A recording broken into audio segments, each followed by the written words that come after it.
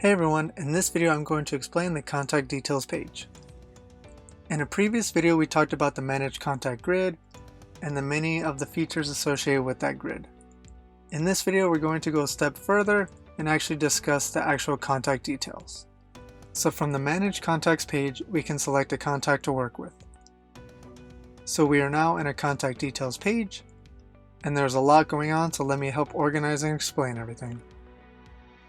The left-hand side is broken up into personal information for the contact, meaning their phone number, email, social media, and account information.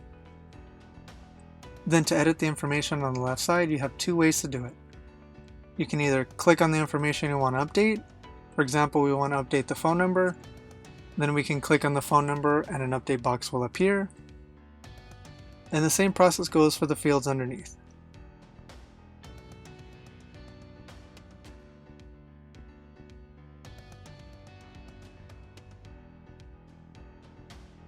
The second option you have to update the contact is the edit button in the bottom right corner. You can click on that and the edit screen pops up where you can update anything you want. Just don't forget to save your changes at the bottom. In the middle we have your contact activity section, which shows the activities, documents, and tasks related to this contact. As you can see, each activity has an edit and delete icon. We give you the option to edit or delete each activity, document, or task. And speaking of that, right above those we have the plus button, which allows you to create an activity, document, or task for this contact.